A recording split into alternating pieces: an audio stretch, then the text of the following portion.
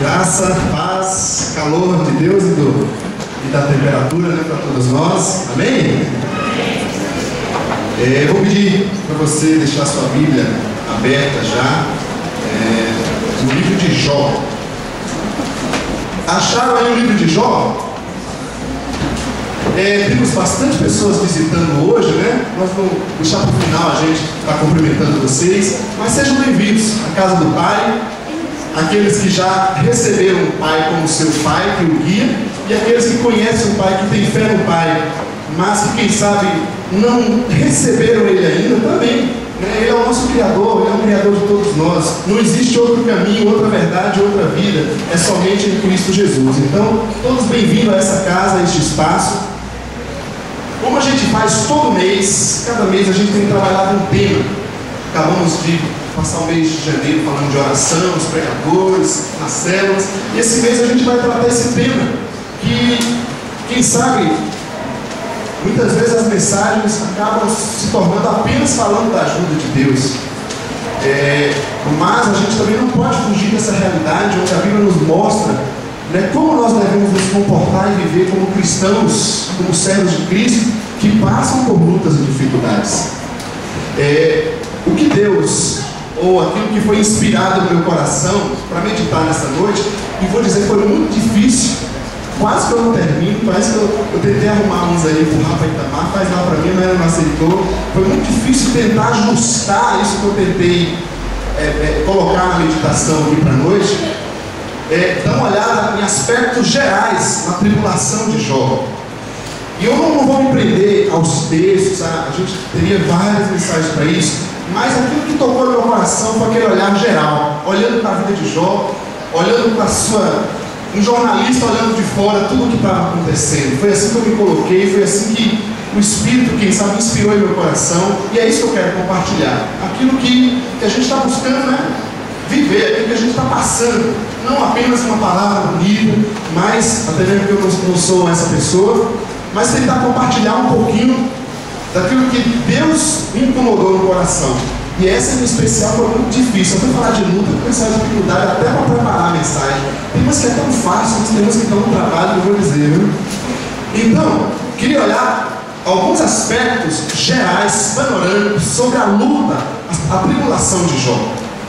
Então já deixa a sua Bíblia aberta no livro de Jó, e a gente vai estar tentando enxergar 4 momentos, ou 4 aspectos, se você quiser chamar assim, na luta, na tribulação de Jó. O primeiro deles é um aspecto que já está logo no início do texto. Se você ler comigo no capítulo 1, do versículo 1 ao 5, capítulo 1, versículo 1 ao 5, vou ficar por baixo mesmo, está dando para o pessoal na galeria enxergar, né? Aqui às vezes o olho da gente fica bem no ferragem ali, a gente não pode esquecer dos nossos irmãos lá em cima também. Jó, capítulo 1, do versículo 1 ao 5, diz assim, ó: na terra de Uz vivia um homem chamado Jó. Era homem íntegro e justo, temia a Deus e evitava fazer o mal.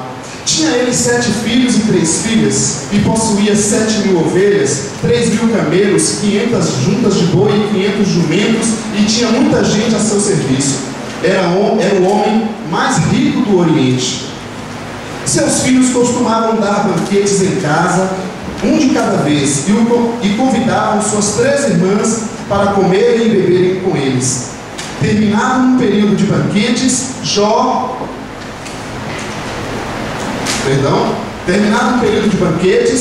Jó mandava chamá-los e fazia com que se purificassem. De madrugada ele oferecia um holocausto em favor de cada um deles, pois pensava, talvez os meus filhos tenham lá no íntimo pecado e amaldiçoado a Deus. Essa era a prática constante de Jó. Entendendo aqui os holocaustos como a busca pela obediência. Naquela época eram feitos sacrifícios, né, de animais, mas hoje o nosso sacrifício foi Cristo Jesus, e o único sacrifício que a gente tem que oferecer é a nossa obediência ao Pai. Então o primeiro aspecto que a gente pode olhar na vida de Jó aqui, gente, é exatamente a integridade. É destacado na vida desse cidadão, desse servo de Deus, a sua integridade. Do começo ao fim a gente vê ver essa menção na vida de Jó, que era uma pessoa íntegra, que buscava viver coerente com a palavra, obediente, era uma pessoa justa. Bem diferente da nossa vida social, né? Desse padrão social que a gente vive, onde a imoralidade é quase que venerada. Jó era uma pessoa que buscava viver íntegro. Ele era tão íntegro que ele se preocupava que se seus filhos, por acaso, no seu íntimo, tivessem cometido alguma falha, ele já estava lá tentando fazer algo pelos seus filhos. Enquanto nós, papais, hoje, pensamos com a nossa boa cabecinha, cheia do amor de Deus, que nossos filhos são sempre uns anjinhos, né? Não tem nenhum erro, é sempre o filho do outro que apronta. O Jó imaginava no íntimo que seus filhos poderiam ter cometido algo e, pensando na possibilidade deles terem feito algo errado, em desobediência ao Senhor, ele já estava lá querendo fazer algo que era um sacrifício na época. Então a integridade de Jó é um destaque nisso aqui. Então, o primeiro aspecto que a gente pode olhar é a sua integridade. E é interessante que na cultura, se você for olhar, inclusive, quem sabe na cultura judaica de uma certa forma, lembra de João 9,2, você não precisa abrir, mas Jesus está lá com uma pessoa paralítica, doente lá, e os discípulos perguntam para ele: quem foi que pecou? Foi ele ou seus pais para ele nascer assim? Existia no pensamento judaico uma ideia de que algo de errado que acontece, uma doença, um problema, uma dificuldade, tinha algum pecado. Se a gente for olhar mais para frente, que a gente vai chegar lá, os amigos de Jó, o tempo todo, levaram exatamente nessa discussão. Você está passando por isso porque deve ter algum pecado aí.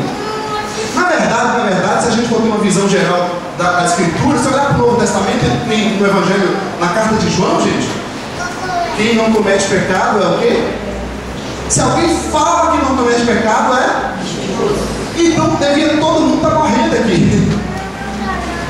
Quem sabe eles não tinham essa ideia ainda, né? Então no pensamento judaico tinha essa concepção de que problema, luta, tinha a ver com erro, com pecado. O que eu fiz de errado? Na nossa sociedade, quem sabe, existe uma ideia assim mais ou menos. Aquele camarada, aquela pessoa que fez o mal, ele praticou o mal e foi punido. Ele aprontou, de repente saiu, levou um tropeção, pegou a perna, a gente olha, bem feito, né? Também mereceu, não é assim? Ou sou eu? Essa maldade é só na minha cabeça. Vocês são os anjos santos. A gente olha para a pessoa e diz: também é bem feito, tá? Eu avisei, né? Existe na nossa cabeça, na nossa sociedade, esse conceito de punição, de vingança, né? Também pelo erro. A pessoa aprontou, errou, aí aconteceu algo de mal. Tá vendo? Agora, aí eu fico satisfeito. A gente fica feliz em ver o outro que fez algo de errado ser punido. Então, existe essa concepção na nossa sociedade. E aí agora, gente, você está diante de uma pessoa que é Jó, que era íntegro e justo. Não está falando de alguém que estava vivendo errado e por consequência caiu em pecado. Está falando de alguém que buscava viver corretamente na presença de Deus. E a gente vai ver, a gente conhece a história da grande tribulação que esse homem viveu. E não está falando de alguém que aprontou, de alguém que pecou. Se olhar no final do texto, o próprio Deus defende Jó diante dos amigos dele. Então Jó era uma pessoa íntegra, isso não tinha que discutir. Mas essa pessoa íntegra, correta, que buscava viver em obediência a Deus, entrou numa grande tribulação, numa grande luta. E aqui está a grande crise na vida de Jó e quem sabe nas nossas vidas. Porque quando acontece algo que você fez, ainda vem aquele sentimento em nós: eu também não aprontei, também não tinha mais o que fazer. Mas quando você está vivendo, buscando ser coerente, cuida da sua família, da sua saúde, do seu trabalho, faz tudo certo, busca ser justo, e vem lá aquela tribulação, a gente para assim e fala: não dá, com tanta gente má neste mundo, roubando, fazendo tudo de errado, a gente está buscando fazer as coisas certas, e a tribulação vem. Pensa assim ou não pensa? A gente olha e fala: não pode, não tem outra pessoa para merecer esse mal. Olha a nossa cabecinha. Do mal pela vingança, pela punição. Do sofrimento pela vingança, pela punição. Se nós olharmos, esse texto eu quero que vocês abram, deixa aí em Jó e vai lá para 1 Timóteo 3,12, por favor. 1 Timóteo, lá depois de Apocalipse, né? Bem rapidinho, 1 Timóteo 3,12.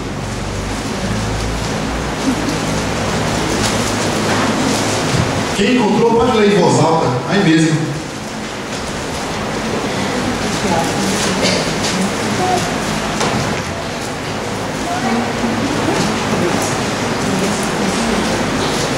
Primeira carta de Timóteo, capítulo 13, versículo 12. O diácono seja marido de uma só mulher. Não, esse não. Ah, desculpa. Tá certo a sua aí? Tá certo. Tá? Então, pera aí. Deixa eu ver. Agitação. Segunda, gente. Por favor. Segunda Timóteo. Eu falei de segunda, não foi? Vai questionar todo mundo aqui. Apanhar. Segunda Timóteo 3,12.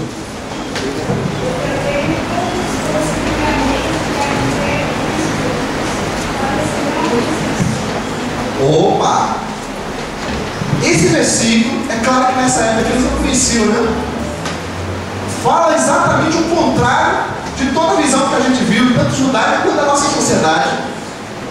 Quem busca viver piedosamente, com obediência a Deus, acontece o que, gente?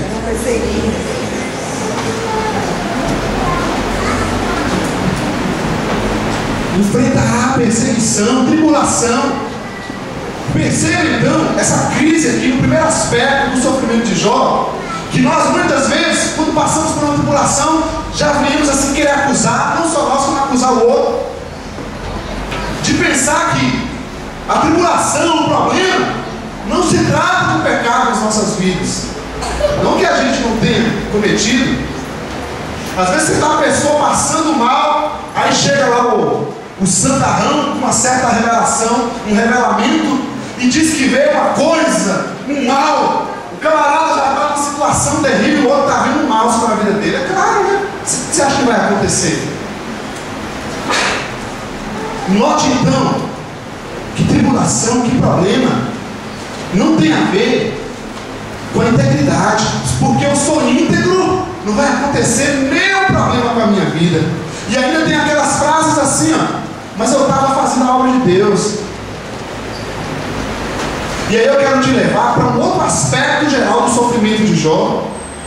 O primeiro é a integridade dele. O segundo eu quero ler com você em Jó, capítulo 1, do versículo 13 ao versículo 20. Esse vento está uma bênção, mas ele está me atrapalhando a segurar a Bíblia aqui, né? Mas pode deixar ele aí. Está aberta a sua Bíblia aí? Jó capítulo 1, versículo 13 ao 20. Diz assim, ó. Fique bem atento, que hoje a gente vai ler bastante o texto. Certo dia, quando os filhos e as filhas de Jó estavam num banquete, comendo e bebendo vinho na casa do irmão mais velho, um mensageiro veio dizer a Jó: os bois estavam arando e os jumentos estavam pastando por perto, quando os sabeus os atacaram e os levaram embora. Mataram a espada os empregados, eu fui o único que escapou para lhe contar. Enquanto ele ainda estava falando, chegou outro mensageiro e disse: fogo de Deus caiu do céu e queimou totalmente as ovelhas e os empregados, e eu fui o único que escapou para lhe contar. Enquanto ele ainda estava falando, chegou outro mensageiro e disse: vieram caldeus em 3 bandos, atacaram os camelos e os levaram embora, mataram a espada os empregados, e eu fui o único que escapou para lhe contar. Enquanto ele ainda estava falando, chegou ainda outro mensageiro e disse: seus filhos e suas filhas estavam num banquete comendo e bebendo vinho na casa do irmão mais velho, quando de repente um vento muito forte veio do deserto e atingiu os 4 cantos da terra, que desabou, eles morreram e eu fui o único que escapou para lhe contar. 2, capítulo 2, versículo 7. Saiu, pois, Satanás da presença do Senhor e afligiu Jó com feridas terríveis da sola dos pés ao alto da cabeça. Um outro aspecto complicado na questão do problema, do sofrimento, além da nossa integridade, é a questão do surgimento desse problema. Por que surge, de onde surge, como surge?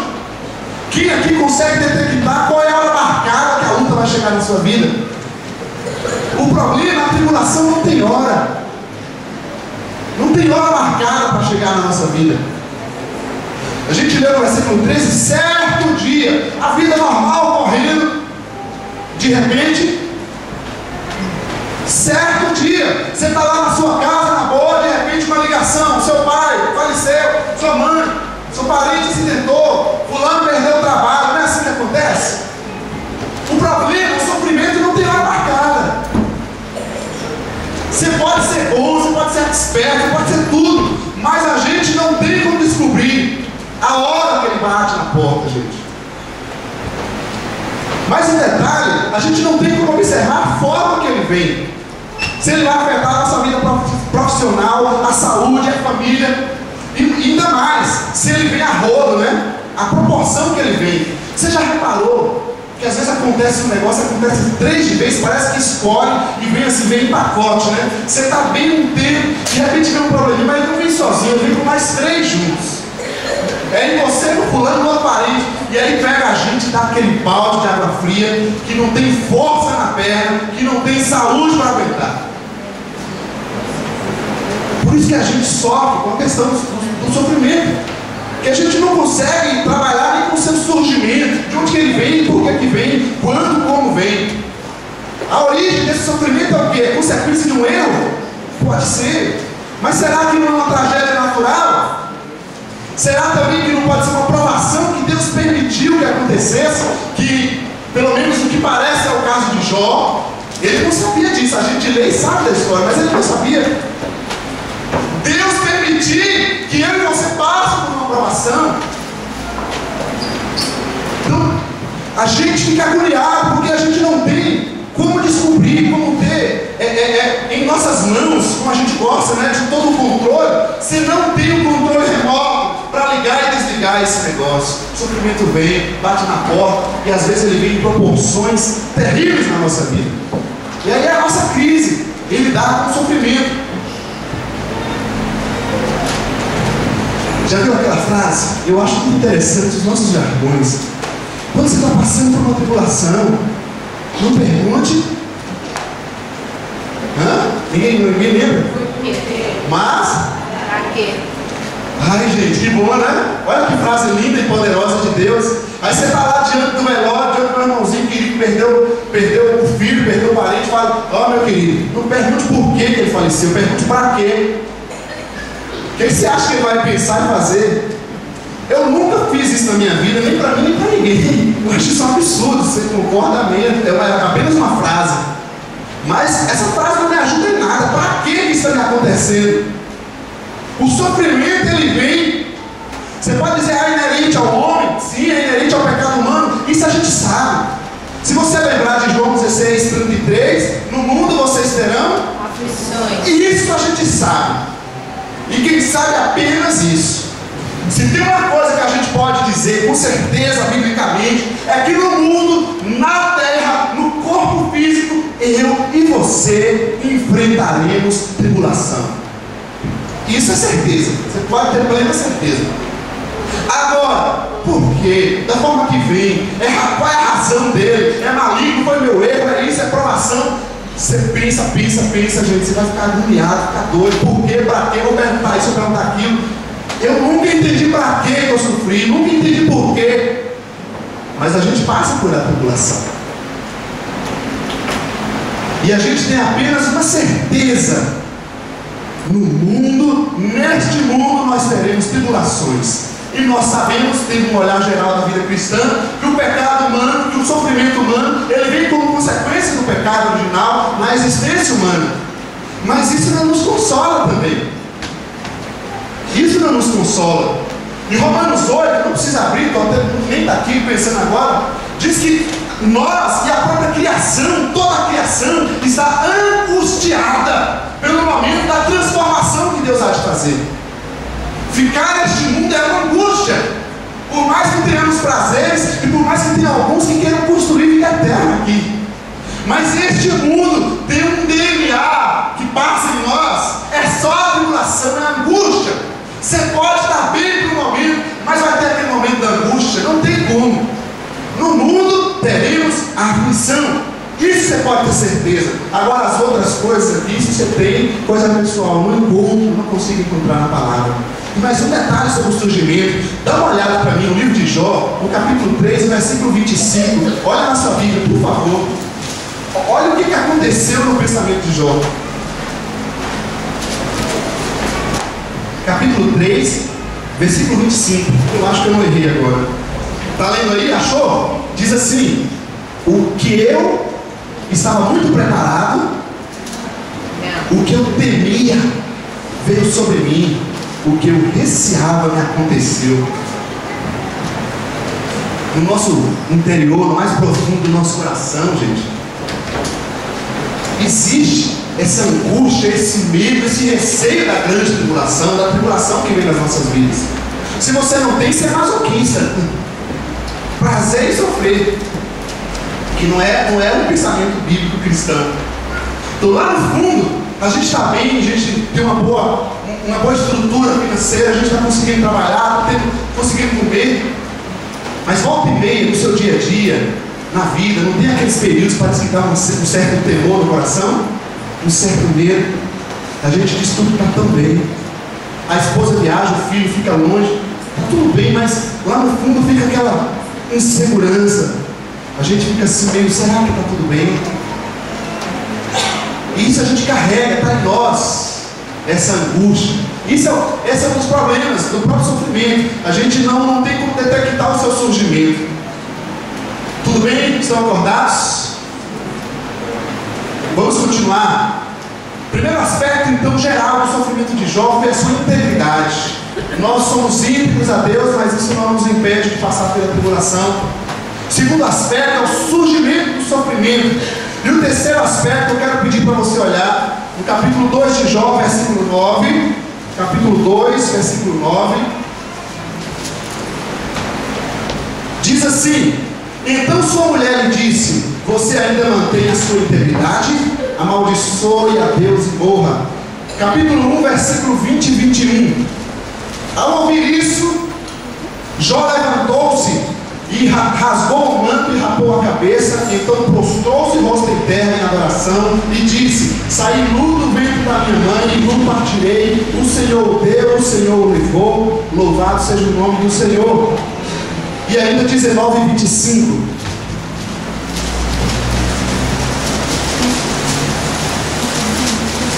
Pode folhear aí hoje. 19 e 25. Acharam?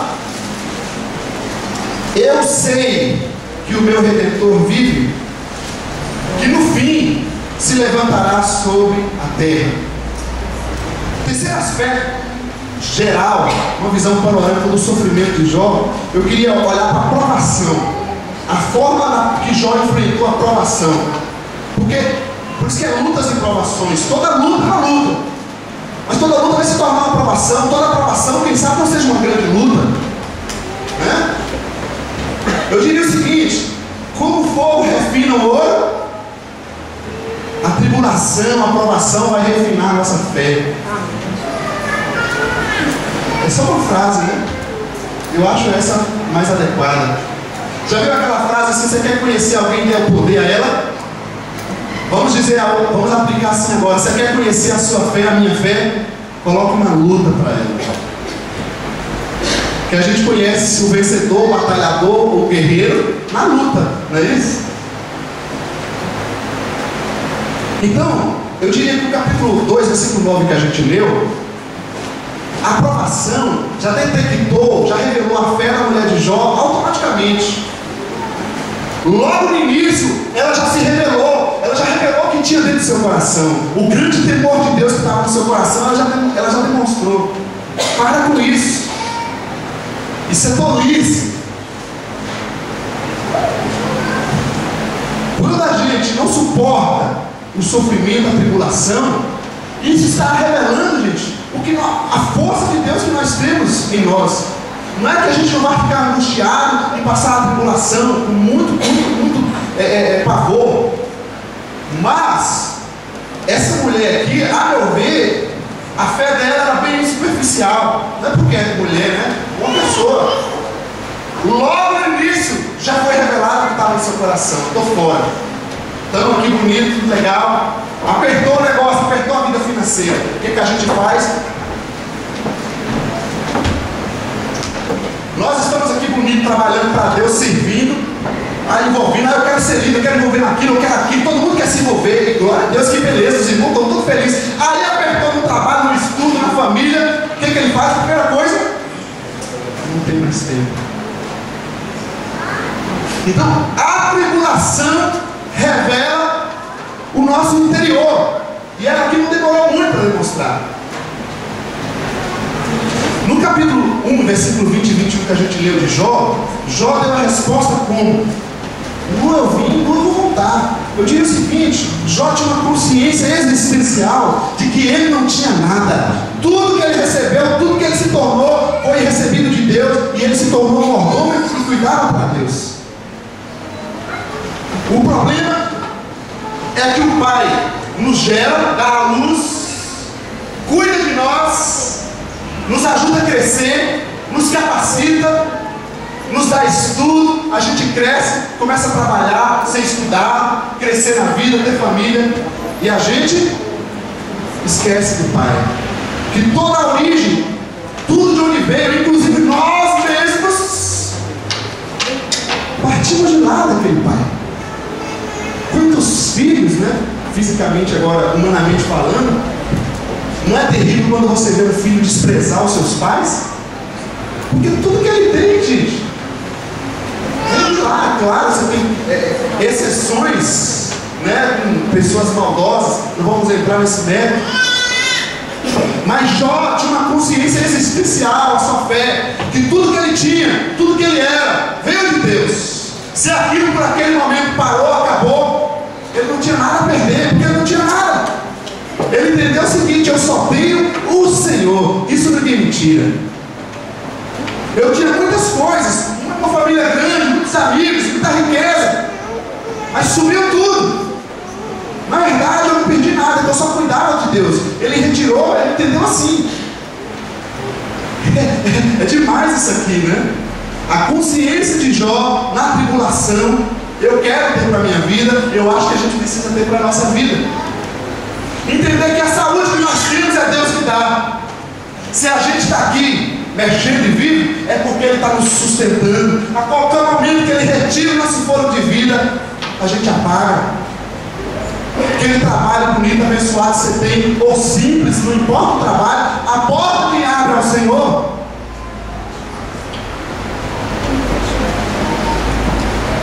No versículo 19, capítulo 19, versículo 25 que a gente leu, Jó disse: eu sei que o meu Redentor vive.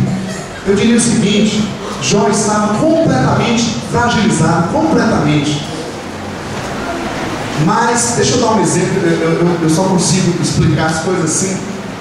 Você tem uma pessoa no hospital, onde todos os órgãos pararam, todos os órgãos, mas o cérebro ainda não. Essa pessoa já foi dada como morta? Hã? Não. Aí, inverta agora, eu não sou para medicina não, mas eu acho que é isso aí, né? Inverta agora, deu morte cerebral e de repente tem algum órgão funcionando, ela é dada como morta? É óbvio? Quando eu leio isso aqui, que Deus mexe no meu coração, é o seguinte: a pior tribulação, a pior luta que a gente fracassa, não é quando a saúde é afetada, o corpo físico, o dinheiro, os amigos, a profissão, etc. Mas quando a mente. Porque na hora que a mente é afetada, a consciência de Deus é afetada, você pode estar atestado de óbito, morte cerebral. Perdeu a fé, não existe mais sinal de Deus em nós. Você pode ter todos os órgãos funcionando, toda a saúde perfeita, dinheiro, toda a família, tudo perfeito, mas não tem mais consciência da existência do soberano, não tem mais consciência da nossa submissão, da sua criação em nossas vidas. Esse é o pior sofrimento que nós podemos passar, é entrar na morte cerebral. Mas Jó dizia: mesmo fragilizado como ele estava, quem sabe como você está, ou já esteve, ou estará. Se tem uma coisa que a gente não pode deixar fragilizar, é a nossa consciência, a nossa mente espiritual. Eu sei que o meu Redentor vive, o meu corpo não tem força, minha voz quase não sai, meu dinheiro acabou, minha família perdi, mas eu sei que o meu Redentor vive. Se você não tem essa consciência, significa que você não pode estar na fé ainda.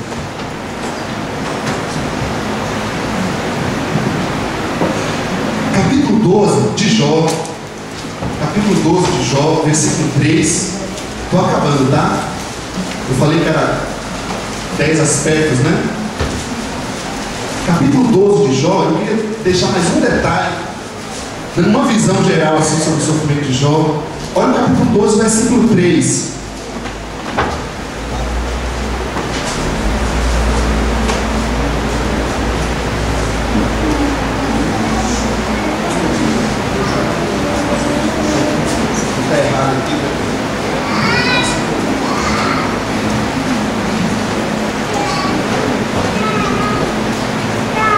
Não é bem esse texto, anotei errado aqui, mas é quando os amigos de Jó, todos começam a questionar Jó, e Jó se defende diante dos seus amigos.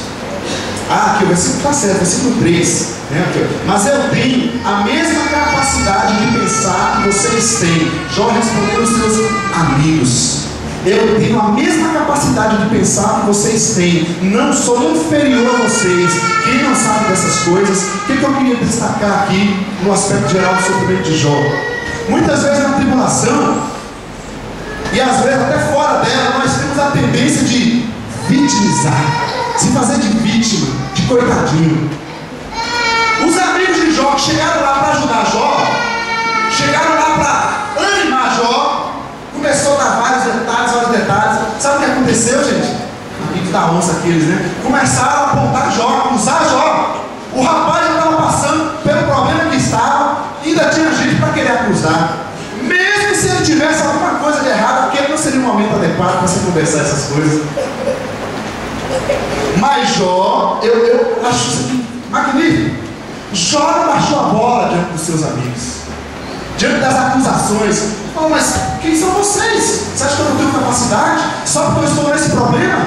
Eu entendo o que está acontecendo. E lá no final do texto, do livro, Deus defende Jó diante dos amigos. Então, gente, na aprovação, não caia em vitimização. Não fique se fazendo de coitado. Nós podemos estar na tribulação, mas nós não somos coitados. Nosso corpo pode estar atribulado, mas nós não somos coitados. Nós podemos estar vivendo uma dificuldade física, na saúde, na família, mas nós não somos coitadinhos. Nós continuamos sendo servos íntegros de Deus, que está buscando viver em obediência. Então a cabeça tem que estar erguida. Eu não vejo uma solução neste momento, mas eu sei que o Senhor irá fazer. Eu sei que o Senhor está comigo, e eu não abro mão dele. Esse é o sentimento de Jó na aprovação. E gente, o que aparece de pessoas que nos ajudam nesses momentos, que nos dá palavras confortantes, não se rebaixe. Não é ser autossuficiente, arrogante, não é isso. Mas é não se fazer de vítima, não se colocar como coitadinho, porque isso vai piorar a nossa vida, a nossa situação. Amém? Amém. Vocês continuam acordados? Tem mais um ponto. Podemos continuar? Sim? Sim. Senão a gente para aqui. Eu imaginava que eu não ia conseguir mesmo dentro do horário. A gente falou da integridade de Jó, do surgimento desse aspecto do sofrimento, como ele surge e como Jó se comporta na aprovação. E em terceiro, quarto lugar, eu quero pedir você para abrir agora em Jó, no capítulo 40. Vou dar uma pulada lá atrás. Quem sabe outros aí meditam em partes específicas. Eu queria introduzir esse tema dando uma olhada geral no sofrimento de Jó. Capítulo 40. Acharam, sim ou não? Sim. Capítulo 40, vamos ler do versículo 1 ao versículo 5. Diz assim: disse ainda o Senhor a Jó: aquele que contende como Todo-Poderoso poderá repreendê-lo, que responda a Deus aquele que o acusa. Então Jó respondeu ao Senhor: sou indigno, como posso responder-te? Ponho a mão sobre a minha boca. Falei uma vez, mas não tenho resposta. Sim, 2 vezes, mas não direi mais nada. Essa parte também me chama muita atenção, toca demais no meu coração. O quarto aspecto que eu quero dizer para vocês, eu tentei chamar, não sei se essa palavra explica bem o que eu quero dizer, mas eu chamei de argumentações. No meio da tribulação, nós temos a nossa integridade, o surgimento dessa tribulação, a aprovação que a gente está passando, e agora as argumentações que acontecerão durante essa tribulação. Gente, repara só o seguinte, claro, eu vou até pular, argumentar é uma coisa normal, é bom para a nossa racionalidade, mas em alguns momentos certas argumentações se tornam tolas.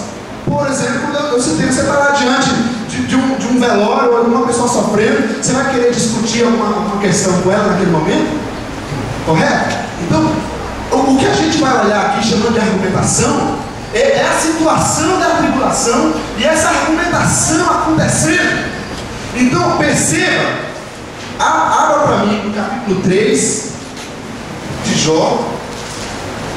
Observe no capítulo 3 ao capítulo 37, que do capítulo 3 ao capítulo 37 são as argumentações de Jó e seus amigos, suas discussões.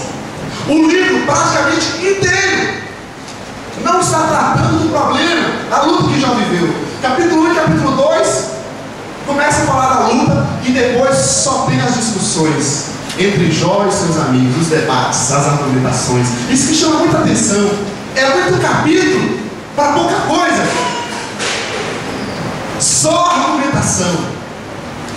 Eu diria para você, quanto tempo nós gastamos com as argumentações, pensando, questionando, falando. Foi tanta argumentação que, em vez de compadecer de Jó, estava mais julgando, mais dominando Jó, mas se aproveitando, porque você sabe que tem aquelas pessoas aproveitadoras, se aproveitam do nosso momento de fraqueza para se aproveitar de nós.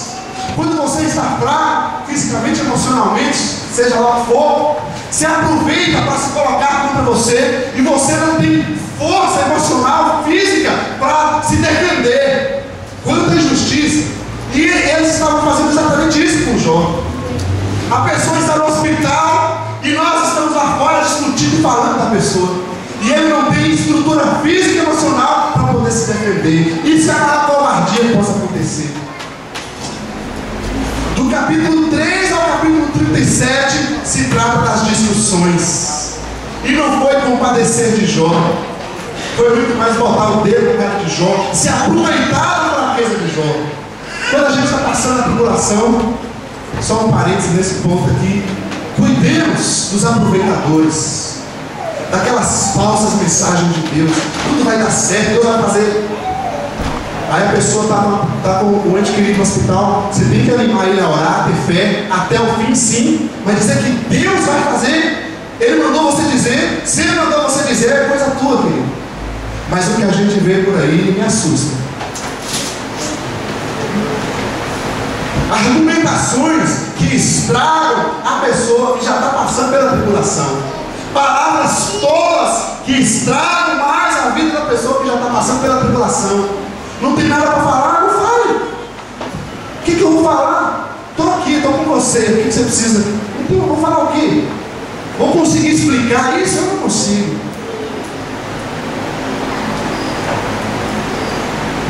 Então chega no capítulo no capítulo 40 que a gente leu, começa no capítulo 38 vai ao 41, Deus responde. No capítulo 3 ao 37 são só as argumentações. Aí Deus, vendo tanto falatório todo, Deus chega então e resolve conversar um pouco. E eu queria terminar pensando exatamente nesse ponto. Aqui, quem sabe, Jó perdeu a estribeira, perdeu o norte. Jó entrou nas argumentações dos seus amigos. Jó entrou na confusão que eles fizeram. E Jó perdeu aquela base que ele tinha lá atrás, aquela consciência. E Jó começou a questionar Deus, começou a ensinar a Deus a integridade que a gente falou no início, né, de Jó. Jó começou a usar a sua integridade e queria apontar para Deus: o Senhor não está sendo íntegro, olha para mim como eu sou. O Senhor deveria, pelo menos, Deus, ter um pouquinho da minha capacidade, da minha integridade, e me tratar com mais respeito, com mais amor. O Senhor está fazendo tudo errado. Jó começou a falar um monte de besteira. Aquele negócio da paciência de Jó, ele teria paciência como nós temos, todo ser humano. Ele entrou na besteira dos amigos e ele perdeu o norte aqui, a meu ver. Ele começou a questionar e questionar Deus. E aí Deus responde: então Jó, já que você é tão bom, eu queria que você me desse algumas explicações. E aí Deus começa a falar, deixar para outras pregações tratar disso. Ele pediu algumas explicações para Jó. E a gente leu a resposta de Jó, qual foi? Não sei, falei besteira, para. A melhor coisa que eu faço nesse momento é me calar. Mas você vê a integridade dele, apareceu de novo, né? Reconheceu que falou besteira, que falou demais. Não chega. Nós precisamos cuidar, na hora da tribulação, de não entrar em argumentações. Porque, gente, a retidão, a nossa justiça, você se preocupar com o seu caráter, ele pode ser manifestado pela graça de Deus, mas se a gente não cuidar, ele se torna orgulho. Você se lembra daquela pessoa que está lá orando, batendo no peito, porque o Senhor ora 3 vezes por dia, passa aquilo? Lembra desse texto? E o outro dizendo: Senhor, eu sou um miserável pecador, não mereço, mas o Senhor. É mais ou menos isso aqui, ó. Se a gente busca viver correto, a gente tem que tomar cuidado para não deixar a nossa justiça, a nossa busca em obedecer a Deus, se tornar orgulho, prepotência, arrogância e achar que nós somos alguma coisa porque nós estamos obedecendo a Ele. Porque afinal, se a gente está obedecendo, não se passa da nossa obrigação para o nosso próprio bem. Ou não é? Então, eu vejo que Jó aqui, ele caiu, mas ainda bem que ele se levantou em Deus. Ele reconheceu que ele falou besteira. Ele reconheceu que ele tinha falado bobeira. E as palavras dele são indignas. Como posso responder alguma coisa? Então, Jó acalmou aqui, gente. Eu diria o seguinte: o corpo, a vida pode estar fragilizada, mas a mente tem que estar sempre mantida na presença de Deus. Se você se lembrar do Salmo 46:10, diz o quê? É muito conhecido esse texto. Aquieta-se. Você está na tribulação? Aquiete-se. Você pode falar, pode conversar com Deus, é verdade. Não entre em ciladas, em falsas profetadas, em críticas. Fica na presença do Pai. Não tem explicação, eu também não tenho para te dar, infelizmente. Fica na presença dele. Você vai ver que ele é Deus. A hora que o Senhor se manifestar, a hora que o Senhor levantar a sua mão em nosso favor, a resposta virá dele, do jeito dele, na hora dele, e a gente vai estar na presença dele. Evite entrar em ciladas, em argumentações humanas, em falsas alegrias. Fique apenas na presença do Pai. Nós não temos nada para questionar no Senhor, pois tudo que temos e que somos recebemos sim, veio dele. Se a gente perde alguma coisa, na verdade só foi retirado aquilo que nós estávamos cuidando como administrador. Amém?